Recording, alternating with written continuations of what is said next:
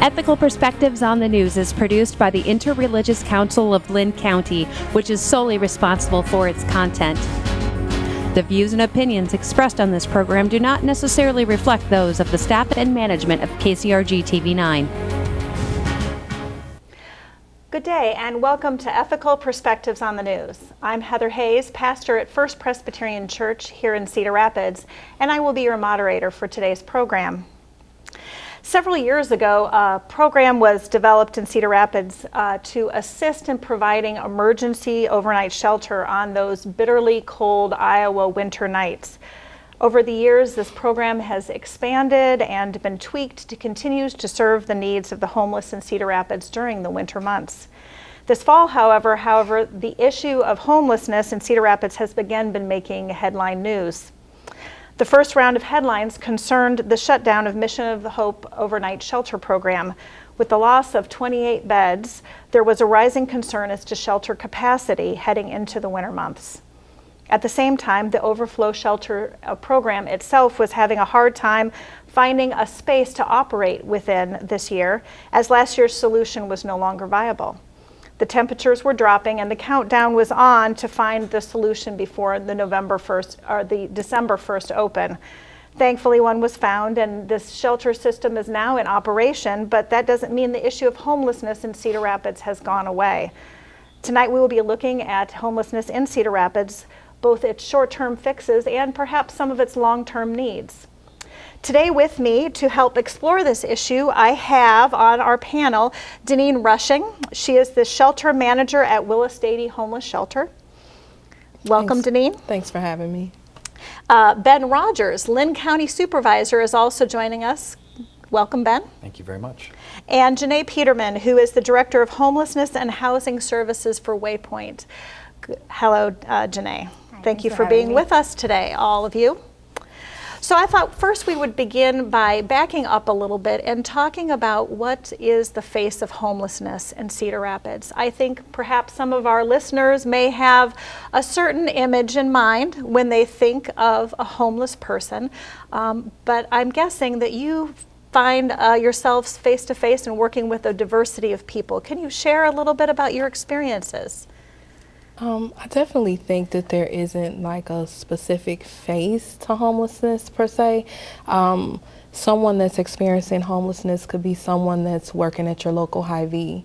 It could be the friendly young lady that's working in the office of your kids' school. You know, I don't think that there's a particular face to homelessness. Ultimately, homelessness is someone that's experiencing a difficult time and they need somewhere to be until they can get into more permanent housing. Mm-hmm. And so it is different levels to that.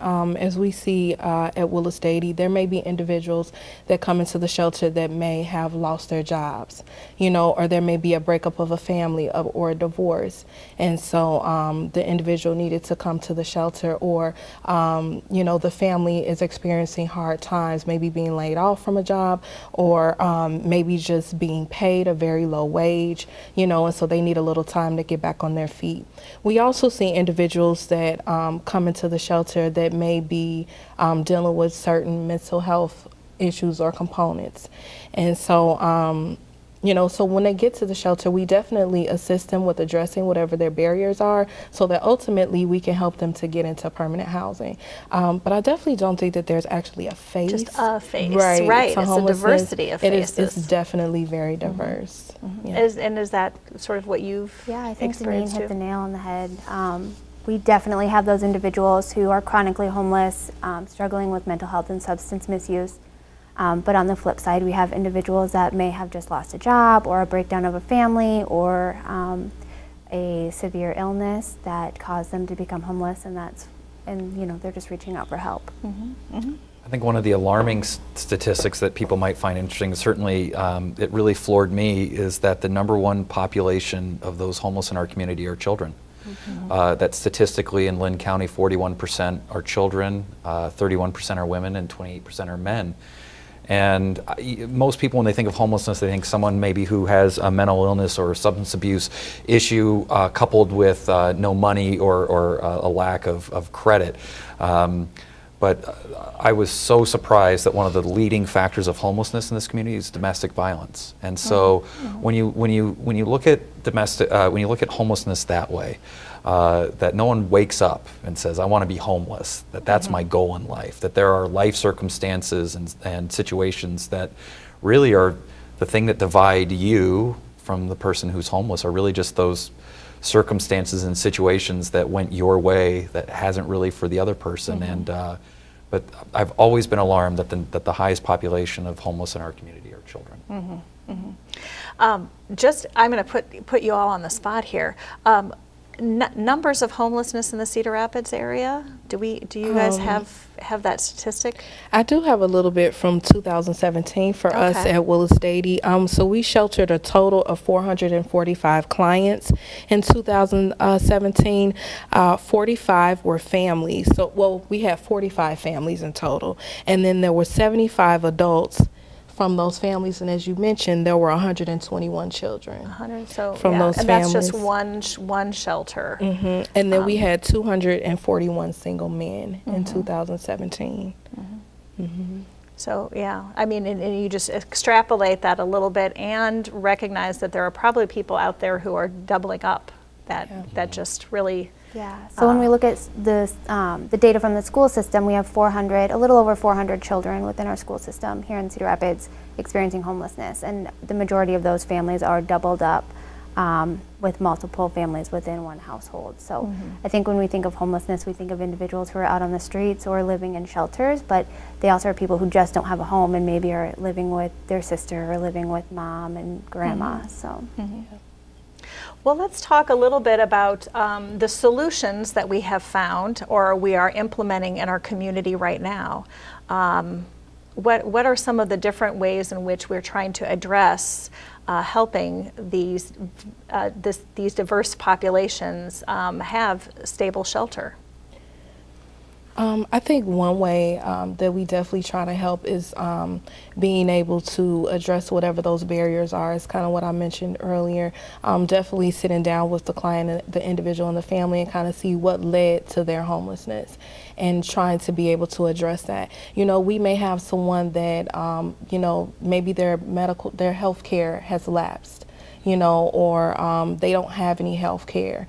And so we want to point them in the right direction so that they can get signed up with their health care, so they could get a primary care doctor, so they can get back on their medications, where they are more stable and they can get out in the community and they are able to work. So it's very important to be able to that case management piece, I think, is really important. And so we definitely try to address that within the shelter. Also, another program that we have within Willis Dady would be prevention and outreach. And so prevention basically is us meeting with individuals in the community before they become homeless.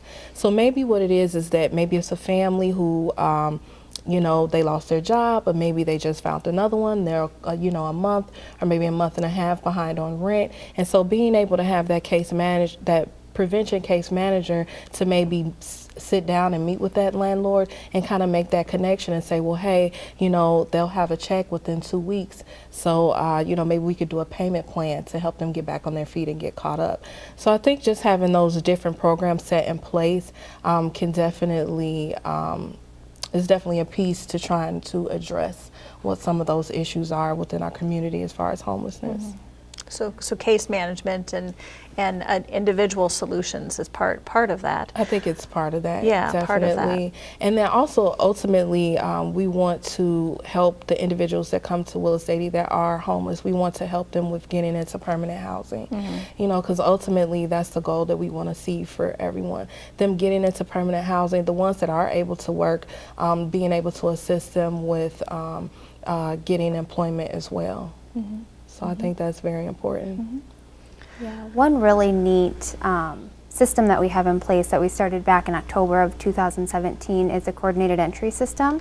So essentially what that is anybody experiencing homelessness, we do a common assessment tool that's used across the state to determine what are their barriers to obtaining and maintaining housing, and what is the best housing intervention that is suggested for that household, whether it's permanent supportive housing, rapid rehousing, or just a light touch case management to have them on their feet.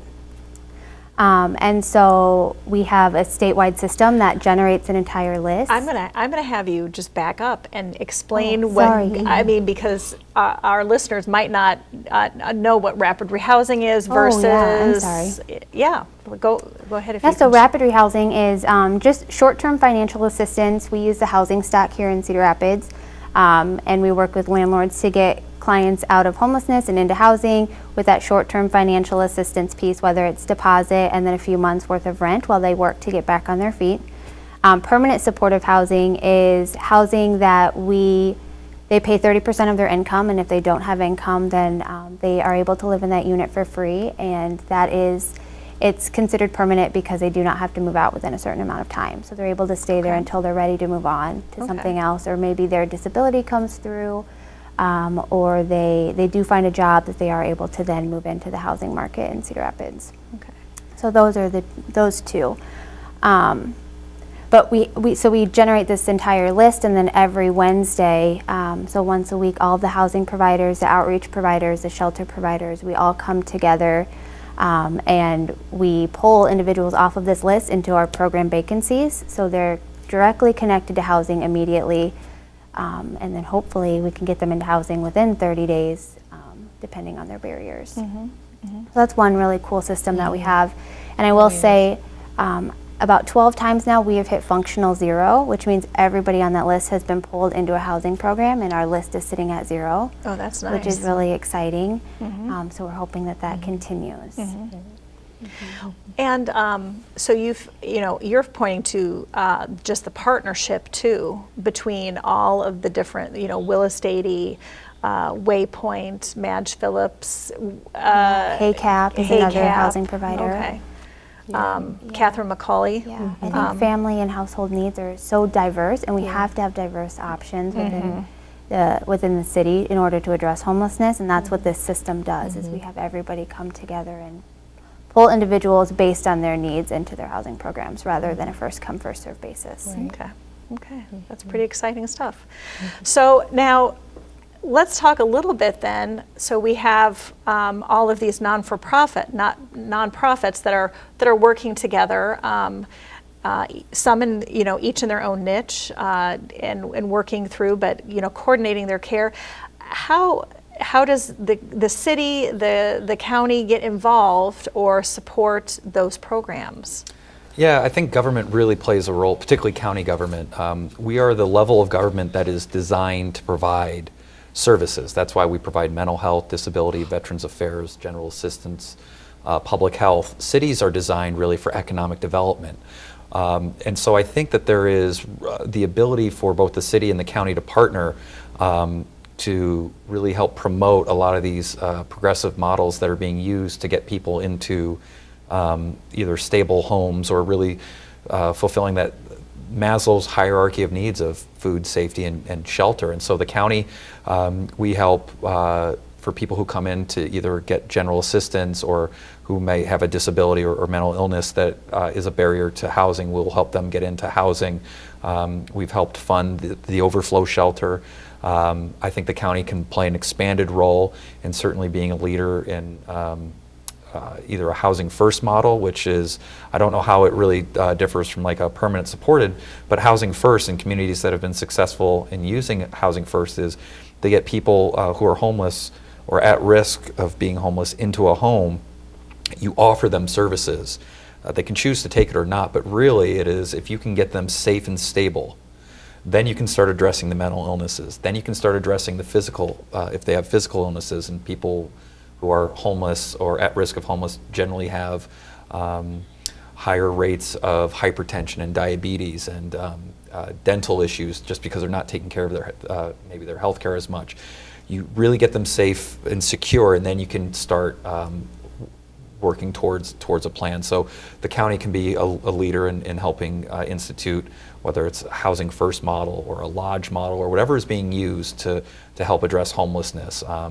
We are that service provider, and so we do interact with a lot of people who may also interact with Willis, Dady, or HACAP, or some of the other programs that have been mentioned here. But nonprofits aren't going to help solve it all themselves, and governments aren't going to solve it themselves either. And so those partnerships as well as with faith-based organizations opening their doors, and a community being aware that this is a problem and that this is happening. I think, you know, if you define homelessness as someone sleeping outside, you might not see that. But if you were to interact with the shelters or really kind of go around areas where homeless congregate, you would know that this is an emerging problem, and I think that would surprise people in this community. So let's then, you know, these are some of the solutions that we've come up with. Are there other solutions, or where are the growing edges for Cedar Rapids? You know, solutions that maybe you've seen in other communities, or things that you might think, oh, this might be something we need to try or implement as it becomes a growing issue within our own community. Yeah, one thing that we are working towards slowly is we've seen success in tiny homes and offering those through permanent supportive housing, because most permanent supportive housing units are communal living, and we know individuals with severe mental illness, communal living is just not conducive for their mental health. So we've explored the options of tiny homes so that they do have their own single unit. They're very inexpensive to build. So we are working with the city on possibly rezoning and what would that look like, how many would we need. That's also something that this coordinated entry system is, it's able to show us the exact need. Do we need family units? Do we need single units? How many are we needing? So that's one innovative approach we're taking right now. Also, I think with Willis, Dady building more permanent supportive housing units. That was something that our community was really lacking, because prior to their 5 that they built last year, it came up. Yeah. We only had 8 in the community that served 8 single men, and that was it. Okay. Yeah. So. Yeah, I think they're in your newly expanded space. There's going to be some of those, quite a right? few, that we will be able to offer to individuals in the community. Because when you think about you know, not just homelessness, but also just individuals that are struggling to be able to just find housing in general, you know, that may be doubled up and things like that. You know, some of those causes may be because they may have a criminal history, or they may not have the best credit, or they may have several evictions in the past, or maybe just one eviction. You know, so us having those permanent supportive housing units will definitely be able to house some of these individuals. So we're really looking forward to that. Looking forward to moving in. It's always fun to have a new space to be able to help people in a new, different way. Yes, so exactly. We're looking forward to it.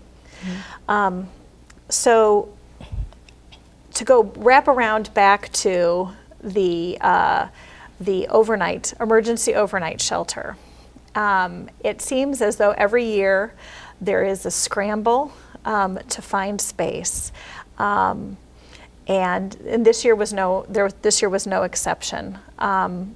Very luckily, you know, the Salvation Army, or I should say the old Salvation Army building opened up, and there was a solution that was worked out. What do you think is the best route forward, or a potential route forward? Or is this something that every fall we're going to have these discussions as a community? Where will the emergency overflow be happening now? Or maybe we just get to functional zero all the time. Would that be nice. Wonderful? Right. More affordable housing, we could maybe. No, that's something we are working on this year. We don't want to have to continue to search for a space every winter. So we are working on what can we do to make it a more permanent, not building another shelter in the community, but at least offering in the winter, the very cold months, offering emergency shelter for those individuals that, you know, other shelters are at capacity, or they just, they're not eligible due to other. Well, yeah, I know one of the concerns that was brought up with the Mission of Hope closing was that was a place where people who had were on the sex offender registry could find shelter. And because many of our other shelters also house children, that was no longer going to be an option for them. So Yeah, That was a concern. and that we was a need to concern. work on the space. Yeah. So we were able to open December 1st. Yep. So we opened on December 1st, and since then we've been open every night, and we'll continue to be open until the middle or end of March of 2019. Okay. Yeah. So we have quite a bit of beds. We have about 45 to 50 beds. So we are, being able to safely provide a space for these individuals in the community every night. Because that's part of it too. It's about a warm place to be, but also a safe place to be. And so there are, a variety of things that need to be taken into account for that. Yeah, because when you are experiencing homelessness, especially if you're actually literally sleeping on the streets, you want to be able to go somewhere, but you also want to feel safe while you're there. And so I think that us being able to have the winter overflow shelter, we can provide that. And when we make sure that individuals are safe when they get there. And we have blankets and snacks and water, and we have other service providers that come by once a week to meet with the individuals to kind of see what it is that they're in need of. So we do provide that as well. I'm going to bounce back over to you, Ben, because you mentioned that the county supported the overflow shelter. Could you see that partnership growing? I think some of the funding came right at the end to help make the Salvation Army possible. Right, and I think because this is really in our wheelhouse in terms of we provide services to veterans and people who aren't able to meet basic needs, people with mental illness and other barriers to live in the community, that a partnership with the county I think is incredibly appropriate. And we've started to have discussions about how could the county be involved in helping either find a location, whether it's provide dollars to help if a location is deficient in terms of like requiring sprinkle system, because maybe the former location, it was zoned commercial, but it wasn't zoned for anyone to sleep there. And so now that requires a heavy expense that maybe a service provider can't afford to do the sprinkling. But if they had that option would become a lot more viable, so that law enforcement, as well as individuals, know that every year this is a place that they can go. And also create it so that it's not just a temporary location, and by that I mean that every year you're trying to find square footage and a space near downtown that's usable, but a space that is dedicated for that purpose, so that people not only have a cot, but maybe they have a locker, things where they can lock their stuff up during the day, a place where they can expand it so that maybe if you have an animal, that there's an area for people with animals, so that that's your barrier, if that's the thing that's keeping you from entering a shelter, because shelters don't allow animals unless it's maybe a service or a companion animal, then we have a space available. And so I think that the county and certainly the city have roles to play, and I think those conversations have already begun, so that next year we don't, as a community, find ourselves November 15th, wondering hoping that where's going to be. Because I think part of this, the way that the Salvation Army or that location was also secured, was from some private donations of people saying if rent is the barrier, we'll help provide. Surely that's not sustainable, and we need to find more of a permanent solution or a more long-term solution, and have this as part of the tool in our toolbox of addressing homelessness, particularly in the most critical months, which I would consider winter, when it's probably one of the more challenging months to be homeless. Well, we've been talking a lot about how we react to people who are homeless, and Denine, you kind of started to touch on the fact that Willis Dady has some programs that try to identify people who are at risk for homelessness and help them before that becomes an issue. As a community, what kinds of things do you think that we could or should be doing, perhaps, whether that be increased housing stock or better access to mental health care? What kinds of things do you think are things that maybe we need to think about as a community to make it so people don't find themselves up against a wall and looking for a place to stay at night? I would say the number one is more affordable housing within the community. What we know is 1 in 5 renters in the community are extremely cost burdened, so they're paying over 50% of their income just on their rent and their utilities alone. And we know nationally, anybody who's paying over 32% of their income, or communities where renters are paying over 32% of their income, it's impossible to solve homelessness because those renters are always on the brink of, one missed rental and then their rental payment, and then they're evicted and they're in a shelter, or they're doubling up, or they're sleeping in their vehicle, and then that just starts the cycle. So I would think affordable housing would be the number one, and then just coming up with more creative ways, permanent supportive housing, tiny homes, to solve those with significant mental health barriers. I think there's even things, when you look at the data and I think the Continuum of Care group or HACAP or organizations do a survey every year, and they find that the 4 greatest needs are pretty much the same almost year over year. Housing, transportation, clothing, and food. We like to think there's a lot of housing in this community, and there is, but there is not at the level in which people can enter in who make $12 an hour.